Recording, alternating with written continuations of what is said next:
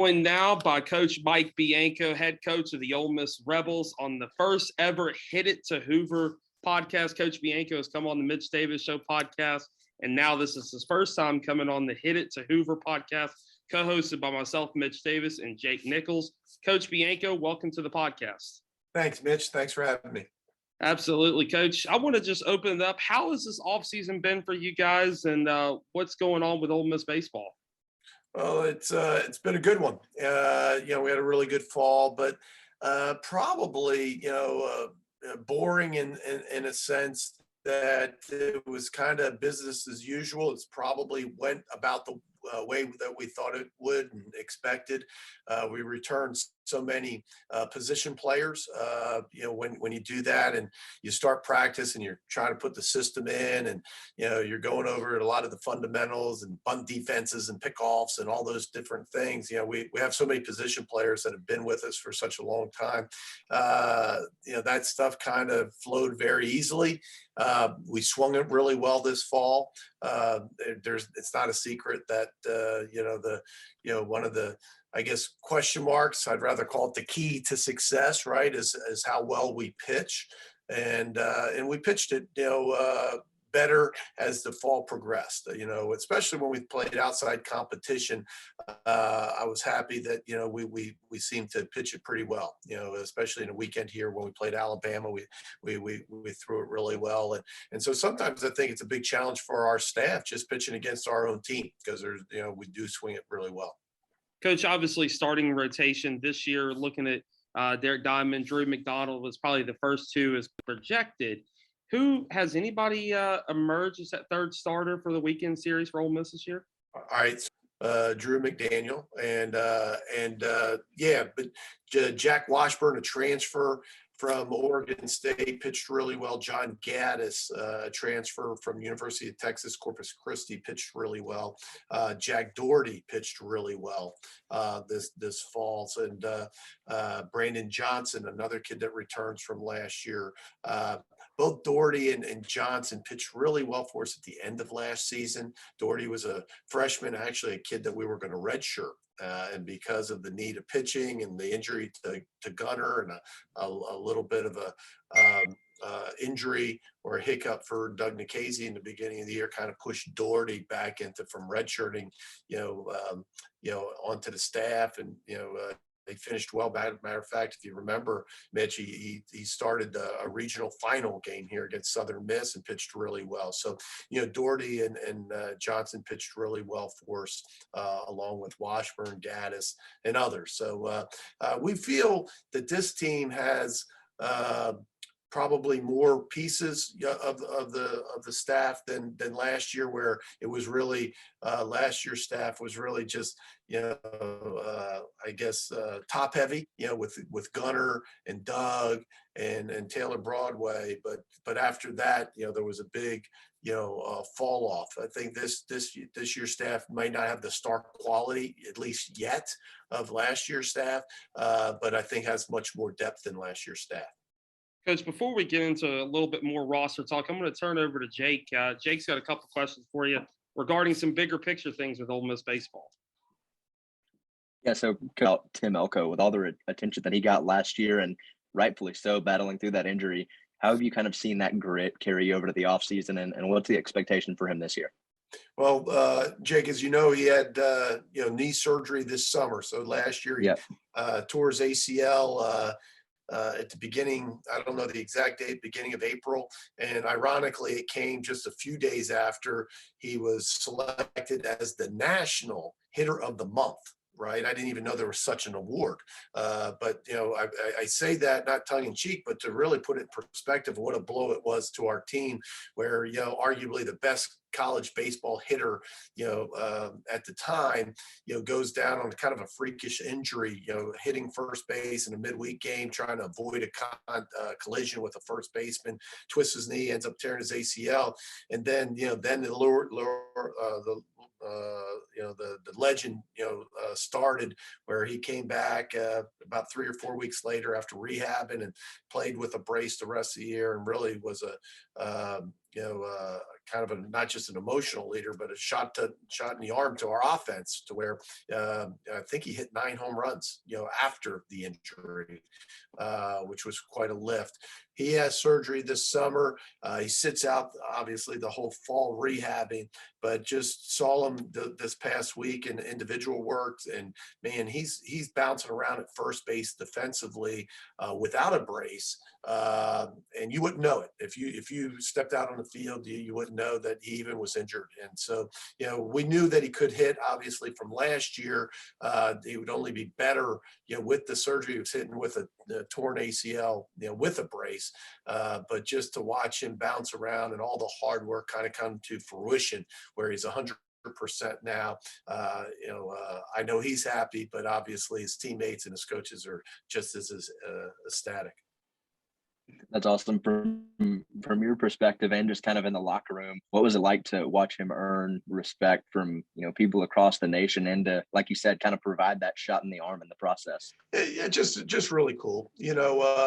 There's moments as a coach that you'll remember, and and really to watch him, come to taking at bat. I think it was against South Carolina. That series, his first at bat back from the injury, and walking to the plate and watching kind of as he's on deck, the whispers of the crowd, and as they announce him and he's walking to the plate, a standing ovation. And then he flies out, I think, in the infield, a little pop up in the infield to the shortstop.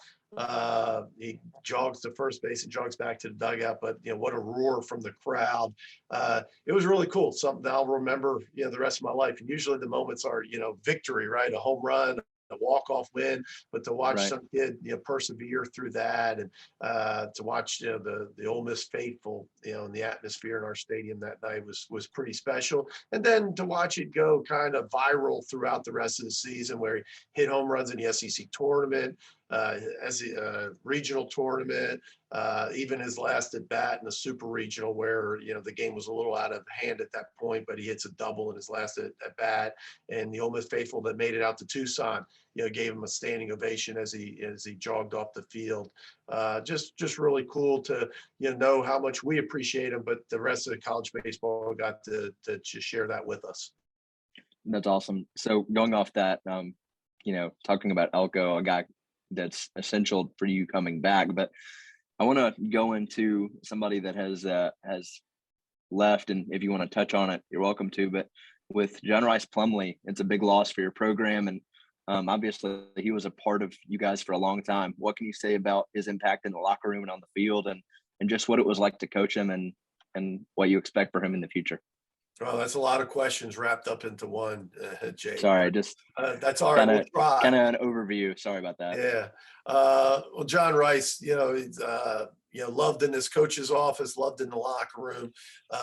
He impacts you even if he doesn't touch the field. And, just his leadership, his energy, it's infectious. And I was actually told that, by a couple coaches that had coached him in summer baseball, and said, he's super talented. He's a freak. He runs, he's strong. He can do a lot of different things.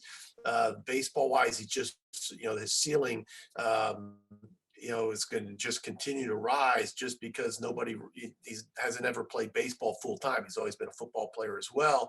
And so nobody knew what his impact on the field, statistically would be. But I remember talking to a coach that says, you're going to notice him instantly. He will make you better. Just him putting a uniform on and being around his teammates in the locker room, in the dugout. And surely he's made that impact, but he made it on the field as well. I mean, you watch his progression, and a lot of people don't look at baseball this way, but if you go back to 2020, the COVID year, we played 16, 17 games. John Rice was part of that, played in a handful of games along with Ely. Those freshmen that year, or all those kids, lost that year of development. Even though we pushed back and they have that COVID year and they had the eligibility year, we forget guys like Drew McDaniel, guys like Derek Diamond, they didn't have that freshman year. So almost like last year was their freshman year. And if you watch how much growth a guy like Plumlee had last year as a baseball player, wow, you say his future's bright. So that, yeah, it was a big blow to us, I think, as a team on a lot of levels, from leadership, from an energy, from a guy, just that smiling face that makes everybody feel good. And then, not to discount, the talent on the field and what he would have become here. What message does his success send to, anybody that wants to pursue multiple sports in college and the success that he had with it?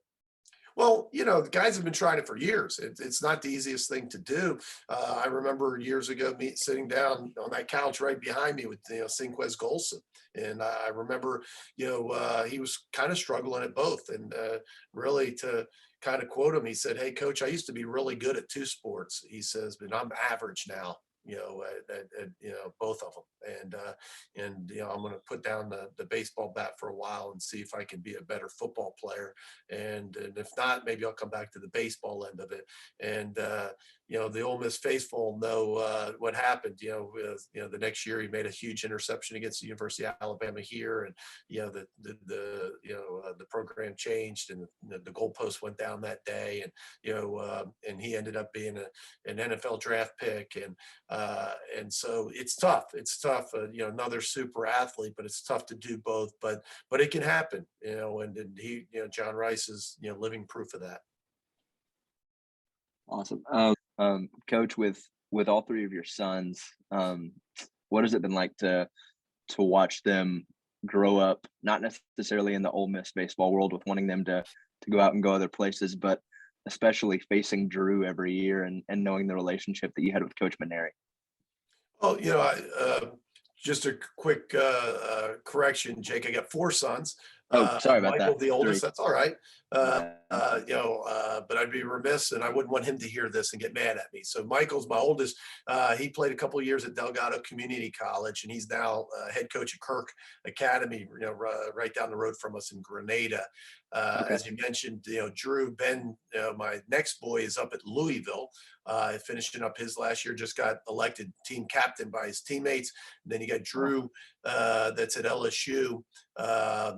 Could be his last year. He's scheduled to graduate in May, but has another year because of COVID of eligibility. And then Sam, my youngest boy, is at St. Pete College, junior college down in Clearwater, Florida. Proud of all of them. It's been a neat journey for them.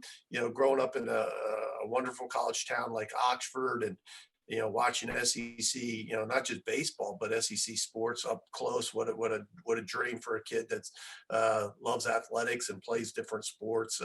All of them, I think, enjoyed that.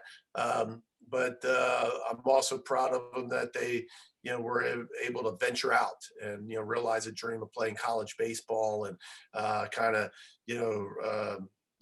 charting their own, waters and, kind of, doing it on their own. And I think it's neat to still watch. Fortunately, I've missed a lot of games. I've missed a lot of things. I've missed a lot of graduations and proms and different things as a parent because of my job. But to watch them, either in person, like I've seen Ben and Drew at times, and competing against them, and sometimes just watching, on ESPN Plus or SEC Network Plus later, watching the recording of the games. Their mom and I are very proud and excited about their future and this year. How do you compartmentalize that against Drew specifically? Obviously wanting to win against a big SEC rival, but having your kid in the other dugout. That part's not as hard as it may seem. I think the hardest part is, these questions and, before the games and leading up to the games when they're imminent, a week away, and, a lot of right. I know from my standpoint, I understand the questions, I understand the interest, and it's not that I'm Yes, sir. disappointed in the questions. Don't get me wrong, but also you want to put it in perspective. You don't want to just Right. give the coaches speak answer. Hey, it's not about me against him. It's two schools, it's two teams competing, which is Right. true. In the moment, it's easy though. In the moment, he's just number 5 in a purple and gold jersey, and I've watched the video. I've seen him bat more than other other players we face. So I have a little better idea what his swing looks like and how to pitch him. But at the end of the day, he's just another player on another team in that 3-hour segment. He'll have some success, which he has, and he'll fail sometimes, which we've been able to get him out too. So it is baseball, and so at the end of the day, he knows that I love him, and I want him to have success. Not so much though in those 3 hours that we're competing against each other. I guess my last one on that standpoint, going back to all 4 of your sons, what is it like to have them all home at one time? Do you guys talk baseball? What's the conversation like whenever you're all there, and obviously all representing different programs? A little bit. I always, when they get back from Christmas or Thanksgiving, I think like a regular dad. I'm curious of their team. It's hard to follow their fall. It's hard enough just to check in with them and how they're individually doing. So in that part, I'm a dad. Probably more concerned of their success than their team's success in the fall. But when they get back and we have some time, what's their pitching staff look like? What's their team look like? Where do they fit into that? I think normal conversations that a dad would have, maybe a little more baseball wise, because that's what I do for a living. It's great. But I think our relationships are like most, I think, father and sons. I mean, where we talk about a lot of things. We talk about my team. They're always, one of the things that I think always is special to me is how much they care about Ole Miss. They play for their respective teams, but man, they're Ole Miss fans, and they're rooting for their dad, and they're rooting for the place where they grew up. They love Oxford, and they do love Ole Miss. My sons have no problem with wearing our colors and and stating that. I watch them retweet things, and when we have success, and that's really cool. I think sometimes it is refreshing. Then you wish sometimes fans would understand that more, but it's not. These aren't blood sports. At the end of the day, these kids, their father coaches here, and so they want us to have success as well. Awesome. Well, Coach, I appreciate you answering what honestly probably, like I said, not a lot of experience around your program, but answering some kind of baseline questions. But I'll let Mitch get back to it for more of the deeper seasonal stuff. So I appreciate it. No problem, Jake. Coach, I'm going to have one roster question for you, and then I'm going to ask you a real personal question. I think you're going to need to answer. Coach, I want to talk about Jacob Gonzalez for just a second. The dude had a monster season last year. Yeah. Obviously, during the offseason, a lot of excitement around him. Talk about his development and what can Ole Miss fans expect to see out of him this season? Well, he's just so consistent. He's, as you said, Mitch, he's a tremendous player, had a tremendous year last year. From the time he stepped on campus, so he's played like that. I mean, from the first week of individuals of August, his freshman year, you knew that it was special. But just because they're special and just because they're talented doesn't always mean that they're going to have a great year. And but boy did he. And from the first weekend to the last weekend, arguably our best player, and playing a lot of things that one of the things we so in baseball, I think, get caught up in offensive statistics, and his are as good as anyone's. But I think sometimes it's forgotten that he plays a premium defensive position. So it's hard to find a guy that puts that kind of offensive numbers up and catches or plays shortstop or plays center field.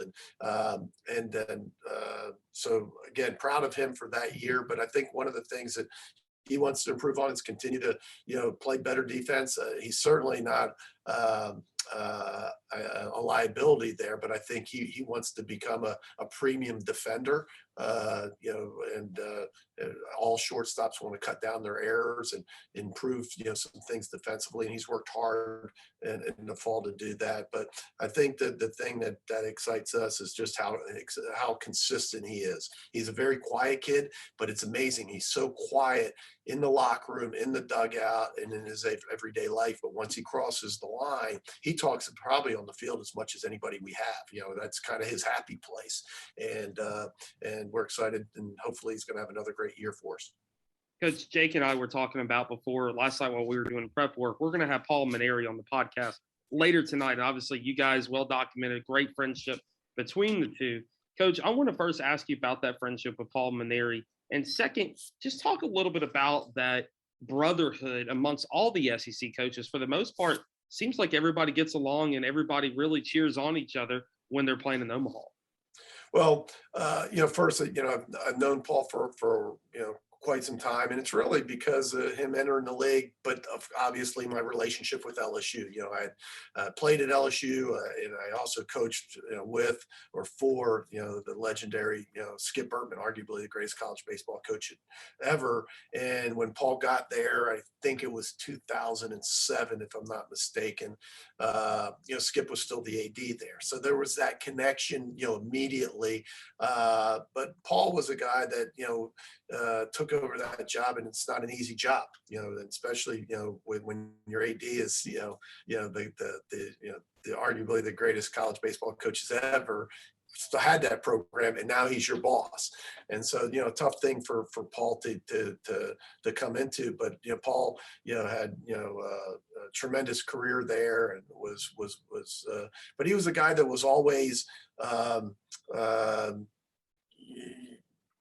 when the games weren't going on, you could have a conversation with him, and he was different than a lot of coaches. And maybe it was his age. Maybe they're from a lot of the younger coaches that I think always wear it on their sleeve. He was a guy that wanted to win and wanted to compete as much as anybody. But once the game was over, he realized that at the end of the day, it's a game. And Paul was, a good friend, then, and then obviously, recruiting my son. I remember Paul calling me up and said, "Hey, we're going to recruit Drew. I just want to make sure that's okay with you." And I said, "Heck yeah, you guys are really good. You're a good coach. You're a great guy. And it's a great program. So nothing would make a dad, more proud than his son to get recruited, by Paul Maneri and LSU." So, and then through the years against, competing against them, he's always been, really kind to me. And so always appreciated him and surely, respected him in the other dugout.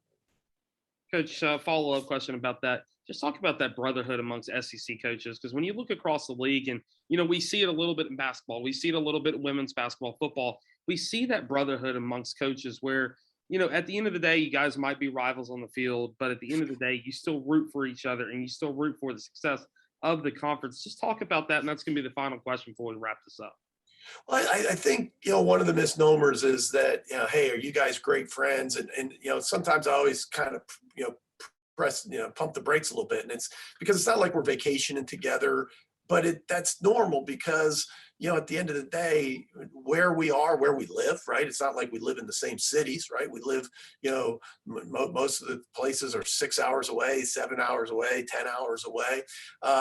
But we do come in contact with each other a lot. So, not only are you playing each other, not only are you at the same conference meetings, but you see each other recruiting and so on.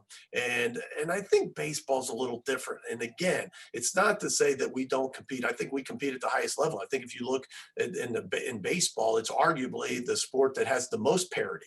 And you look at the SEC West, I mean, it's amazing how many teams are ranked, how many teams have success, how many teams have success in postseason. So I think we all understand each other as much or more than anybody else could, right? Not just people that aren't in the profession, but even people that are in the profession because of the league that we play in. And we understand how brutally tough it is, to be able to compete and have success in our leagues. And so you respect other people, for their success. If they're having success in our league, man, they're a heck of a coach. And to watch them, make it to postseason and have success there. One, I think, you're part of that brotherhood. Yeah, you're part of that, conference, and everybody wants their conference to do well. They should. Want their conference to do well. So at some point you have to separate it. It's tough to separate from week to week because we're just beating up each other.